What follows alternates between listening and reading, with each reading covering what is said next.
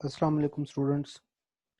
Last lecture में हमने vectors और स्केलर्स की डेफिनेशन और उसके बाद वेक्टर रिप्रेजेंटेशन और वेक्टर की जो मैग्नीट्यूड है या जो डायरेक्शन है वो कैसे फाइंड आउट करते हैं, ये काम किया था। अब हमारे पास जो नेक्स्ट टॉपिक है वो है वेक्टर्स का आपस में प्रोडक्ट, लेकिन ये प्रोडक्ट टू डिफरेंट टाइप्स का है। तो उनकी जो टाइप्स हैं उनमें से एक को हम स्केलर प्रोडक्ट कह रहे हैं, एक को हम वेक्टर प्रोडक्ट कह रहे हैं। तो स्केलर एंड वेक्टर प्रोडक्ट इसका नेम है चैप्टर का, जो हम स्टार्ट करने के लिए जा रहे हैं। तो सबसे पहले हम स्केलर प्रोडक्ट या डॉट प्रोडक्ट को देखते हैं और उसके बाद हम वेक्टर प्रोडक्ट को देखेंगे।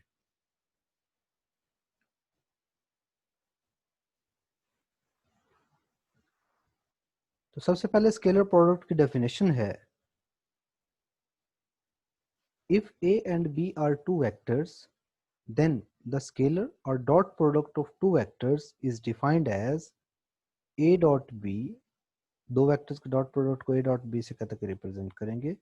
that will be equal to magnitude of a b and cosine of the angle between them, इनके cos theta, where theta is the angle between a and b। Theta जो है वो a और b के दरमियान angle है। उसके बाद इसके कुछ करेक्टरिस्टिक्स हैं स्केलर प्रोडक्ट की, जो स्केलर प्रोडक्ट से रिलेटेड हैं, जो याद होनी चाहिए आप लोगों को। If a is equal to a1i plus a2j plus a3k, यानी कि 3 डायमेंशन के अंदर अगर हमारे पास कोई वेक्टर हो, और इसी तरीके से b is equal to b1i plus b2j plus b3k, ये भी आप लोगों के पास एक वेक्टर हो, तो a डॉट b या उनका स्केलर प्रोडक्ट क्या होगा? दोनों वेक्टर्स के दरमियान में डॉट का सिंबल लगा देंगे, आयत कंपोनेंट के साथ आयत कंपोनेंट मल्टीप्लाई हो जाएगा यानी कि a1 b1, जेथ कंपोनेंट के साथ जेथ कंपोनेंट मल्टीप्लाई हो जाएगा यानी कि a2 b2, और केथ कंपोनेंट के साथ केथ कंपोनेंट मल्टीप्लाई हो जाएगा यानी कि a3 b3, और इन तीनों को आपस में ऐड कर देना है। ऐड कर देना है बेसिकली, नंबर जब आपस में मल्टीप्लाई होंगे तो अगर पॉजिटिव नेगेटिव है तो नेगेटिव साइन आ सकता है, अदरवाइज आपने इनको क्या करना है, ऐड ही करना है। If a and b are perpendicular, और दूसरी बात, in case of perpendicular vectors a dot b is equal to 0, in case of zero angle dot product of two vectors is equal to the product of their magnitudes, and in case of angle is equal to 180 dot product is equal to minus A B. इसका मतलब है कि product of magnitude लेकिन साथ में negative sign आएगा। Dot product is commutative. Next हमने जो प्रूव करना है ये कि show that dot product is commutative, के कम्यूट करता है एक वेक्टर का दूसरे वेक्टर के साथ। जब डॉट प्रोडक्ट लेते हैं तो किसी वेक्टर को पहले और दूसरे वेक्टर को बाद में लिख लें तो कोई फर्क नहीं पड़ता। Dot product of two vectors, two same vectors is, दो सेम वेक्टर्स का जो डॉट प्रोडक्ट है वो क्या होता है, A dot A is equal to A magnitude square. क्या आपने दोनों वेक्टर्स की मैग्नीट्यूड लेके उसका क्या ले लेना है, स्केयर ले लेना है। Distributive property of dot product over addition and subtraction. याद रखिएगा डिस्ट्रीब्यूटिव प्रॉपर्टी तब आती है जब हमारे पास एक जो ऑपरेशन है वो वेक्टर जो मल्टीप्लिकेशन हो और दूसरा ऑपरेशन जो है वो एडिशन या सब्ट्रैक्शन हो। तो इसको हम कहेंगे dot distributive property of multiplication over addition और सब्ट्रैक्शन। तो इसको जिसमें जो ए है या जो बाहर वाला वेक्टर है, अंदर वाले दो वेक्टर आपस में ऐड हो रहे होते हैं और बाहर जब एक वेक्टर उसके साथ प्रोडक्ट होता है तो वो बाहर वाला वेक्टर दोनों के साथ मल्टीप्लाई होता है। एक्चुअल तो ये इसकी सेंस है। लेकिन अगर वो वेक्टर लेफ्ट साइड पे मल्टीप्लाई हो रहा है तो वो वेक्टर अंदर वाले दोनों वेक्टर के साथ जाके जब मल्टीप्लाई होगा तो वो भी लेफ्ट साइड पे मल्टीप्लाई होगा। और अगर वो वेक्टर जैसे कि नेक्स्ट हमारे पास देखें सी में है, कि अगर वो राइट साइड पे मल्टीप्लाई हो रहा है तो फिर वो दूसरी साइड पे जाके जब मल्टीप्लाई होगा या अंदर वाले वेक्टर्स के साथ जब मल्टीप्लाई होगा तो राइट साइड पर ही मल्टीप्लाई होगा। नेक्स्ट हमारे पास है जी scalar multiplication in dot products. Dot products के अंदर स्केलर मल्टीप्लिकेशन से क्या मुराद है? स्केलर मल्टीप्लिकेशन से मुराद ये है डॉट प्रोडक्ट्स में कि जब हमारे पास कोई भी वेक्टर्स स्केलर के साथ मल्टीप्लाई हो जाएं तो वो भी एज अ वेक्टर ही रोल अपना प्ले करते हैं, लेकिन जब दूसरे वेक्टर के साथ मल्टीप्लाई होंगे तो वेक्टर वेक्टर टर्म्स आपस में मल्टीप्लाई हो जाएंगी, स्केलर जो है एज इट इज कॉमन आ जाएगा तमाम वेक्टर से। तो अगर किसी कोई लैम्डा को ए से मल्टीप्लाई करके बी से मल्टीप्लाई कर दें या बी से लैम्डा को मल्टीप्लाई करके ए से मल्टीप्लाई कर दें तो दोनों केसेस में जो आंसर आता है लैम्डा एज अ कांस्टेंट बाहर आ जाता है, स्केलर है, तो ए और बी आपस में उनका डॉट प्रोडक्ट आ जाता है। आई जे के इसके बाद इनका रिलेशन है। याद रखिएगा जब भी हम आई जे के वेक्टर्स की बात कर रहे होते हैं तो इससे मुराद आई जे के यूनिट वेक्टर्स हैं, डायरेक्शन वेक्टर्स हैं, जो कि एक्स वाई और जी एक्सिस की डायरेक्शन के अलोंग एक्ट कर रहे होते हैं।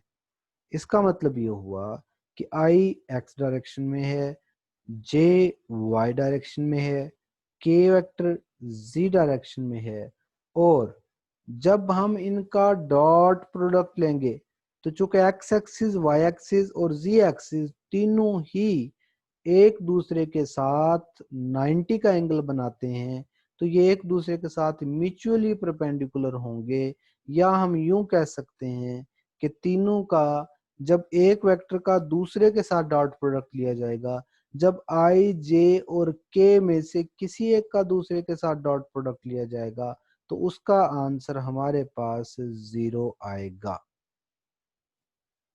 वेल उसके बाद जब हम आई और जे और के की आपस के साथ डॉट प्रोडक्ट की बात करते हैं तो तब याद रखिएगा कि आई अपने ही साथ तो जीरो एंगल बनाता है, और जब जीरो एंगल बनाया जाता है तो फिर वेक्टर वेक्टर के साथ ही मल्टीप्लाई होता है। तो यूनिट वेक्टर और यूनिट वेक्टर दोनों आपस में मैग्नीट्यूड उनकी मल्टीप्लाई होंगी, और यूनिट वेक्टर की चूंकि मैग्नीट्यूड 1 होती है इसलिए हमारे पास जब I dot I dot J और के डॉट के होगा तो उनका आंसर 1 होगा, जबकि जब हम आई जे के और के आई को लिखेंगे तो ये एक्स वाई और जी डायरेक्शन के अलॉन्ग यूनिट वेक्टर्स हैं, तो इस वजह से इनका आपस में जो डॉट प्रोडक्ट होगा वो 0 होगा। उसके बाद हम बात करते हैं work done by a force. Due to force work done क्या है? Let F be a force which applied on a particle and displaced it through the displacement r, कि जब कोई फोर्स किसी भी पार्टिकल के ऊपर अप्लाई करे और वो पार्टिकल r डिस्प्लेसमेंट कवर करे तो फिर हम कहते हैं कि वर्क डन होता है। और कितना होता है? वो फोर्स और डिस्प्लेसमेंट वेक्टर दोनों के डॉट प्रोडक्ट के इक्वल होता है। Projection of one vector along another vector. जब हम प्रोजेक्शन की बात करते हैं, if A and B are two vectors then projection of A along B, A का प्रोजेक्शन बी पर और बी का प्रोजेक्शन ए पर, ये दोनों डिफरेंट चीजें हैं। कि ये हमारे पास अगर एक्स एक्सिस है, ये हमारे पास वाई एक्सिस है। जब कोई भी वेक्टर 2D प्लेन के अंदर मौजूद हो तो यहाँ से अगर मैं परपेंडिकुलर ड्रा करूं तो ये एक्स एक्सिस के ऊपर ये वाली जो लाइन है ये प्रोजेक्शन ऑफ दिस वेक्टर है ऑन एक्स एक्सिस। ये अगर मेरे पास ए वेक्टर था तो ये ए का प्रोजेक्शन है। इसी तरह अगर मैं यहाँ से परपेंडिकुलर वाई एक्सिस पे ड्रा कर लूँ तो ये ए का प्रोजेक्शन ऑन वाई एक्सिस आ जाएगा। तो ए का प्रोजेक्शन बी पर, ये हम बात कर रहे हैं दो वेक्टर के आपस में प्रोजेक्शन की, यानी कि यूं कह लें ये मैंने एग्जांपल आपको एक्स एक्सिस और वाई एक्सिस पे दे ली है, ये मैं दो वेक्टर के लिए दे लेता हूँ। क्या इस तरीके से अगर हमारे पास दो वेक्टर मौजूद हों जो कि एक दूसरे के साथ एंगल कुछ भी बना रहे हो, थीटा बना रहे हो लेट्स सपोज, तो जब आप लोग यहाँ से इनमें से ये अगर ए है पहले वाला इस पे से परपेंडिकुलर ड्रा करें दूसरे वेक्टर के ऊपर, तो ये आपने ए का प्रोजेक्शन ड्रा करवा लिया है बी के ऊपर, ठीक है ना। तो जबकि दूसरी तरफ अगर मैं बी पे से परपेंडिकुलर ड्रा कर लूँ ए पे, तो वो प्रोजेक्शन ऑफ बी ऑन ए होगा। तो इनका हमने फार्मूलाज की बात करनी है। तो projection of A along B है, तो याद रखिएगा जैसे हमारे पास एक्स और वाई एक्सिस कार्टियन कंपोनेंट्स में कन्वर्ट करते हैं कोई से वेक्टर्स को, तो ये परपेंडिकुलर है, ये बेस है, तो बेस कोसाइन के साथ आती है, तो कॉस थीटा के इक्वल होती है। यहाँ पर कॉस थीटा नहीं है, लेकिन जो फार्मूला है वो क्या होता है, dot product of two vectors over projection of A है तो बी की मैग्नीट्यूड पे डिवाइड कर रहे हैं, प्रोजेक्शन ऑफ बी है तो ए की मैग्नीट्यूड पे डिवाइड कर रहे हैं। ए का प्रोजेक्शन बी पे है तो बी पे डिवाइड होगा, बी का प्रोजेक्शन ए पे है तो ए पे डिवाइड होगा, बेसिकली मैग्नीट्यूड पे डिवाइड होगा, बेसिकली मैग्नीट्यूड पे डिवाइड होगा। Projection of a vector as it is along B, B की डायरेक्शन में, तो उसके लिए यूनिट वेक्टर आ जाएगा, A into B unit vector, A उसी तरह बी ओवर बी मैग्नीट्यूड, या सादा अल्फाज में कह लें कि ए का प्रोजेक्शन बी पर देखना है तो dot product over B magnitude, B का प्रोजेक्शन ए पे देखना है तो dot product of A and B and A magnitude.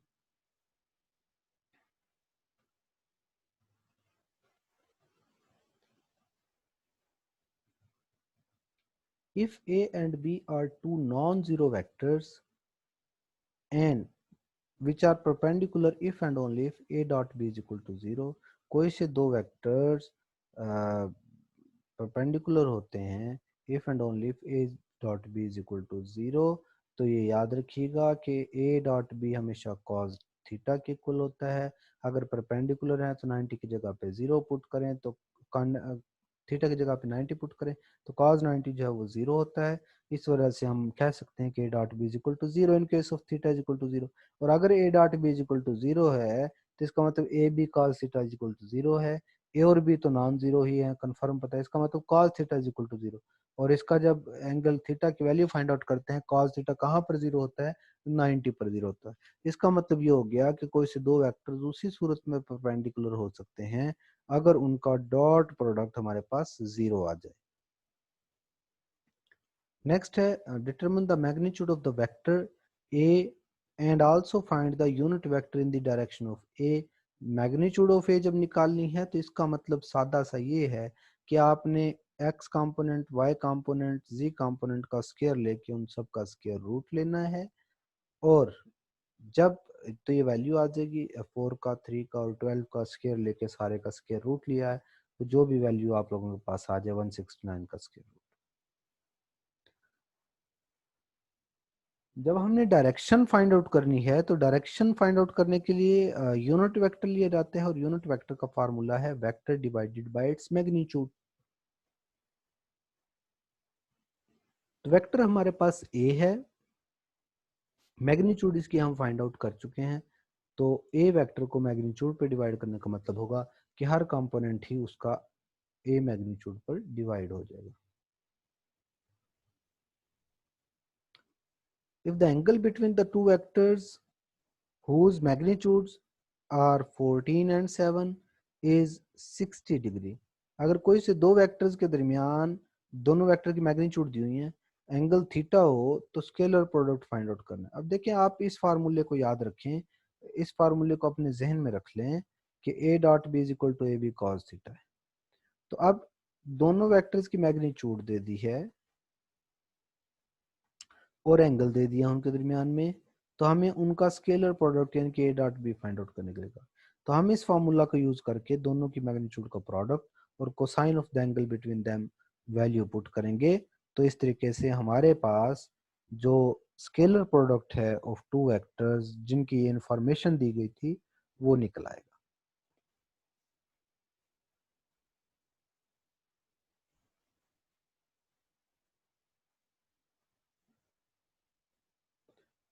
Okay, उसके बाद हम नेक्स्ट चलते हैं।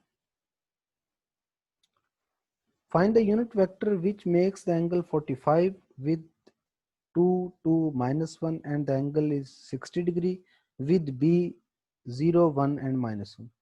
अच्छा, ये दो वेक्टर्स दे रखे हैं, एंगल दे रखा है, और अच्छा, यूनिट वेक्टर निकालना है जिसका एंगल 45 हो इस वेक्टर के साथ और एंगल 60 हो दूसरे वेक्टर के साथ।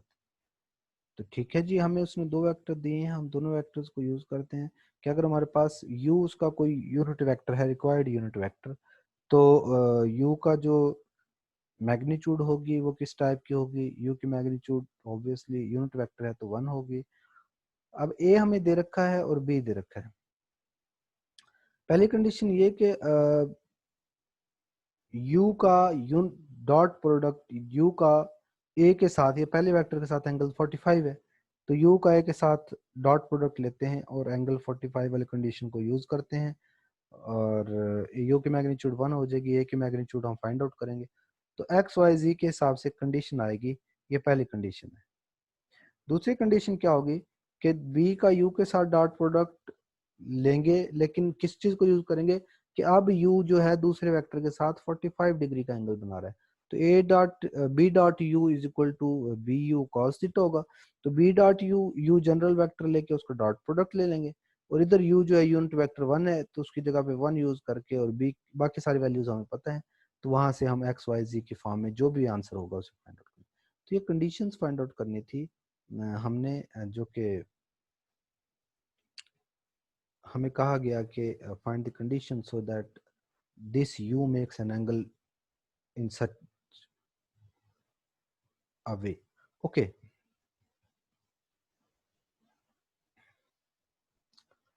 टू और फोर को फिर बाद में दोनों इक्वेशंस को सिंप्लीफाई करके वेक्टर्स को एक वेक्टर को दूसरे की फॉर्म में जो लिखने का प्रोसेस है, सो दैट कि हम x की वैल्यू फाइंड आउट कर सकें, y की वैल्यू फाइंड आउट कर सकें, यानी कि उस वेक्टर को भी फाइंड आउट कर सकें।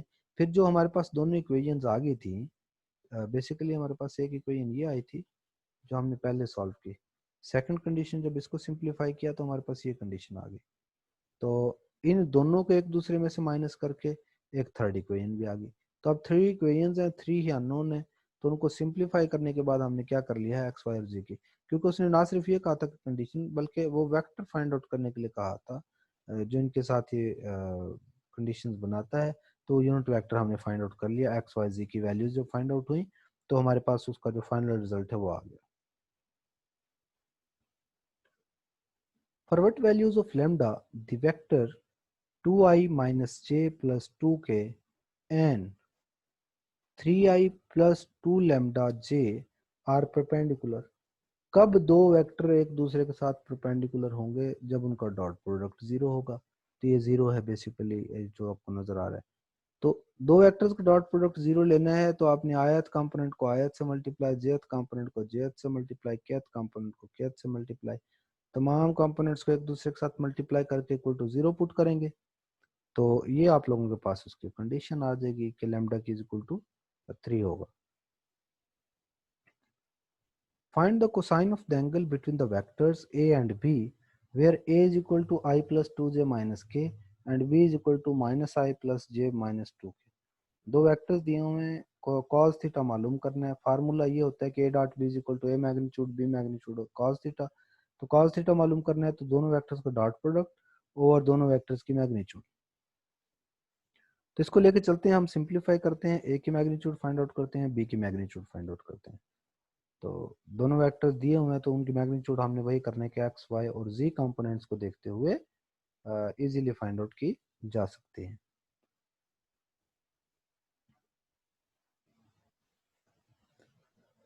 तो cos theta is equal to 1/2, क्योंकि हमें उसमें cosine of the angle find out करने के लिए कहा हुआ है इसमें।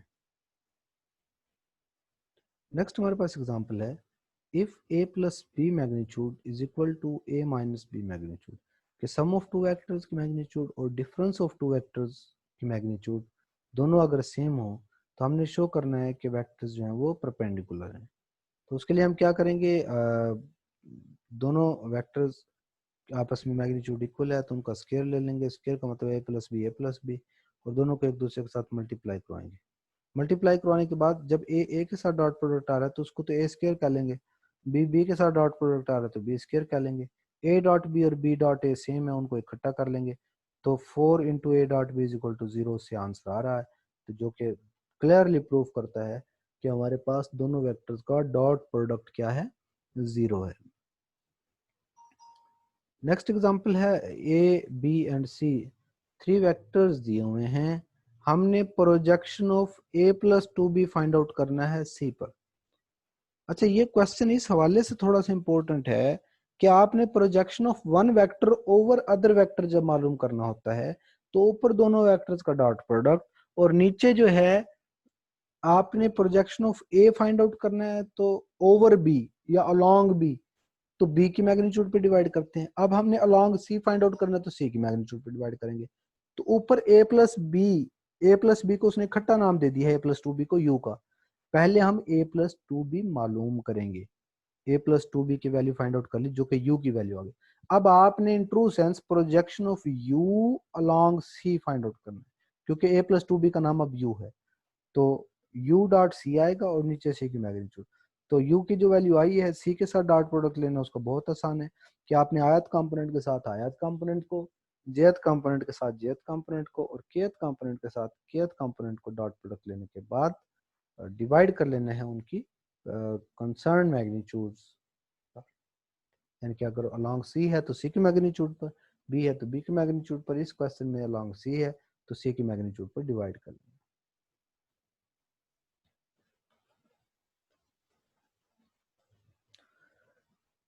इसके बाद हमारे पास एक्सरसाइज 2.1 है। यहाँ पर क्वेश्चन दिया हुआ है ए बी सी दिया हुआ है, हमने 2a plus B dot C find out करना है। तो सिंपल प्रोसीजर ये होगा कि ब्रैकेट के अंदर 2a प्लस बी जो है, तो पहले हम ए वेक्टर को 2 से मल्टीप्लाई करके उसमें बी वेक्टर को ऐड करके फाइनल आंसर निकालेंगे। ये a प्लस टू बी आ गया। अब इसका डॉट प्रोडक्ट सी के साथ ले लेंगे, यानी कि इसका आयत कंपोनेंट आयत के साथ मल्टीप्लाई हो जाएगा सी के, जेथ कंपोनेंट जेथ के साथ मल्टीप्लाई हो जाएगा और केथ कंपोनेंट के साथ मल्टीप्लाई हो जाएगा।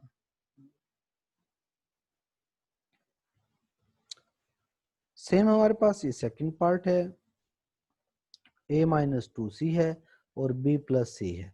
तो a माइनस टू सी और b प्लस सी दोनों का ही आप लोगों ने डॉट प्रोडक्ट फाइंड आउट करना है। तो पहले आप लोग a माइनस टू सी को मिलाकर एक वेक्टर बना लें और b प्लस सी दोनों को मिलाकर एक वेक्टर बना लें। दोनों से जो आंसर आएगा, देखिए ए plus to be, A minus to B C का आंसर फाइंड आउट किया हुआ है और बी प्लस सी का भी आंसर फाइंड आउट किया हुआ है। तो दोनों से जो आंसर्स आएंगे हम उन दोनों वेक्टर्स का क्या ले लेंगे, डॉट प्रोडक्ट ले लेंगे, तो हमारा रिक्वायर्ड आंसर आ जाएगा। एक्स की वैल्यू फाइंड आउट करनी है जब हमारे पास दोनों वेक्टर्स परपेंडिकुलर हों। तो दो वेक्टर्स परपेंडिकुलर कब होते हैं? दो वेक्टर्स परपेंडिकुलर तब होते हैं जब उनका डॉट प्रोडक्ट क्या हो, 0 हो। तो हम दोनों का dot product equal to 0 put कर लेंगे और वहां से उस क्वेश्चन को सॉल्व करना शुरू कर देंगे। एक्स की जो भी वैल्यू आएगी ये वो वैल्यू होगी जब दोनों वेक्टर्स क्या हैं, परपेंडिकुलर टू ईच अदर हैं, क्योंकि हमने कंडीशंस ही बोली हुई हैं कि हमने उनका डॉट प्रोडक्ट इक्वल टू 0 लिया था।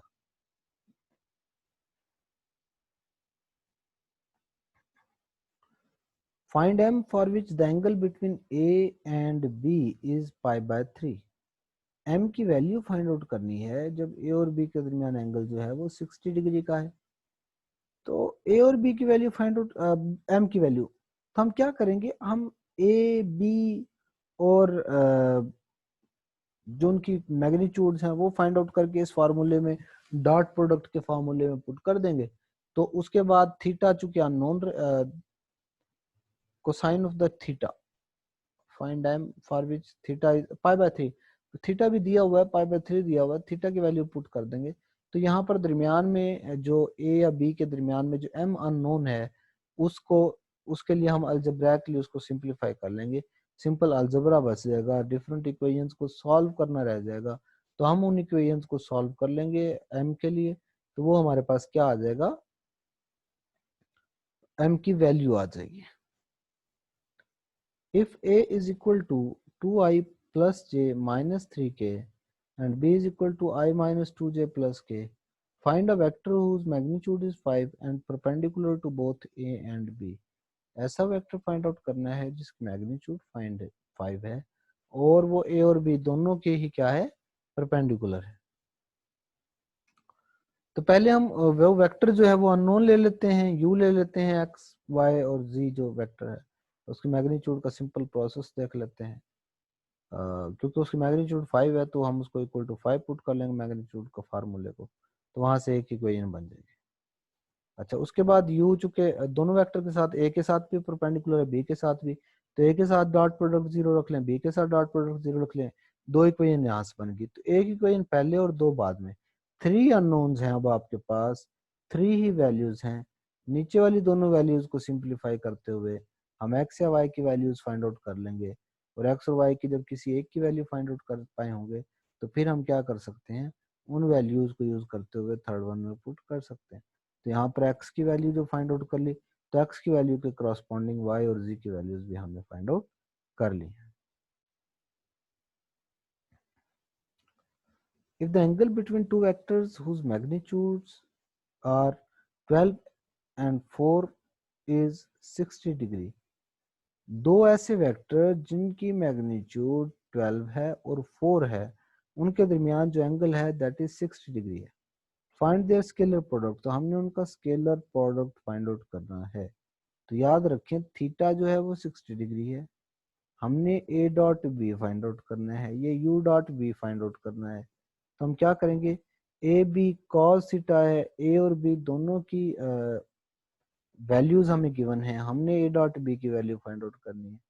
तो दोनों की मैग्नीट्यूड और cosine of the angle between them जो उसने इंफॉर्मेशन दी है उसे यूज करेंगे तो ए डॉट बी या dot product between two vectors हमारे पास आ जाएगा।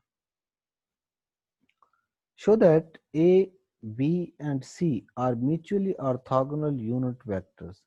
हमने शो करना है कि A और B एक दूसरे के साथ म्यूचुअली ऑर्थोगोनल वेक्टर्स हैं। तो उसके लिए हम क्या करेंगे, A का B के साथ डॉट प्रोडक्ट, B का C के साथ डॉट प्रोडक्ट और C का A के साथ डॉट प्रोडक्ट लेके देख लेंगे, तीनों का आपस में एक दूसरे के साथ डॉट प्रोडक्ट लेके देख लेंगे। अगर तो आंसर 0 आता है तो इसका मतलब ए और बी दोनों, ए बी और सी तीनों ही आप लोगों के पास म्यूचुअली ऑर्थोगोनल वेक्टर्स होंगे। Find the cosine of the angle between A and B, हमने cos थीटा फाइंड आउट करना है। तो ए डॉट बी या ए और बी दोनों के स्केलर प्रोडक्ट का फार्मूला हमें पता है कि वो A dot B is equal to A magnitude B magnitude cos theta की इक्वल होता है। तो हम क्या करेंगे, हम ए मैग्नीट्यूड बी मैग्नीट्यूड दोनों की वैल्यूज इनकी ए और dot B over A magnitude B magnitude, तो हम वहां से कोसाइन थीटा की वैल्यू फाइंड आउट कर सकते हैं। इफ ए बी और these two vectors find the component of A along B and B. अच्छा, ए अलोंग बी जब है तो ए और बी के डॉट प्रोडक्ट को बी मैग्नीट्यूड पे डिवाइड करना है, बी अलोंग ए है तो ए डॉट बी को बी के मैग्नीट्यूड पर, सॉरी ए डॉट बी है तो बी के मैग्नीट्यूड पर, बी अलोंग ए है तो ए के मैग्नीट्यूड पर डिवाइड करना। A B C find the projection of, ये सारा जो है ना 2a प्लस 3b माइनस सी, इन तीनों को मिला के हम एक वेक्टर बना सकते हैं u, और a और b दोनों को मिला के हम वेक्टर बना लेते हैं v। तो बेसिकली हमने projection of u along v find out करना है। तो u और v का डॉट प्रोडक्ट और नीचे अलोंग v है तो v की मैग्नीट्यूड पर डिवाइड कर देना है।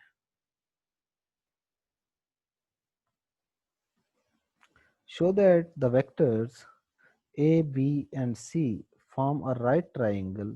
तो हम तीनों के राइट ट्राइंगल कब प्रूव कर सकते हैं, पहली बात हम इन दोनों के डॉट प्रोडक्ट लें, डॉट प्रोडक्ट लेने के बाद अगर किसी एक का डॉट प्रोडक्ट हमारे पास 0 आ जाता है तो हम कह सकते हैं कि इन दोनों तीनों साइडों में से दो साइडें ऐसी हैं जो आपस में 90 का एंगल बना रही हैं।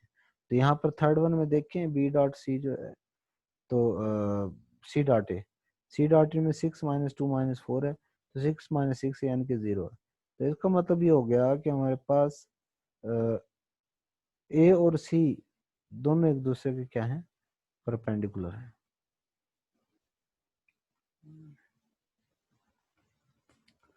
फाइंड द वेक्टर्स, दो वेक्टर दिए हुए, represent two kinds of ABC, find its third slide and show the angle of between them.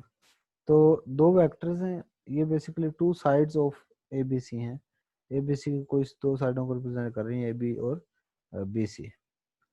और फाइंड इट्स थर्ड साइड, तीसरी साइड की वैल्यू फाइंड आउट करनी है और एंगल फाइंड आउट करने हैं। तो हम क्या करते हैं, दो साइडें दे रखी हैं जो उन दोनों का ए बी, ओके ए और बी दे रखे हैं, तो ए और बी को यूज करते हुए पहली बात हम सी को फाइंड आउट कर लेंगे।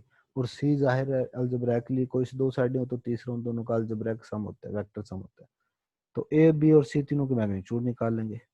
तो कास गैमा क्या होगा, ए बी, ए और बी के दरमियान ए और बी के दरमियान गैमा है, ए और सी के दरमियान बीटा है, बी और सी के दरमियान अल्फा है। या सादा अल्फाज में कह लें कि जिस साइड का नाम ए है तो उसके सामने एंगल जो होगा उसके अपोजिट अल्फा होगा, सी वाली साइड के सामने वाला एंगल गैमा होगा, बी के सामने वाला बीटा होगा। वो किसी भी टाइप से आप लोग प्रिपेयर कर सकते हैं। इसमें फार्मूलाज बिल्कुल उसी तरह से दोबारा यूज होंगे कि हम क्या कहेंगे कि कॉज अल्फा यानी कि A dot B over cos alpha. ठीक है जी, इसी के साथ यहाँ पे स्टॉप करते हैं। इंशाल्लाह नेक्स्ट लेक्चर में यहीं से कंटिन्यू करेंगे क्वेश्चन नंबर 11 के साथ।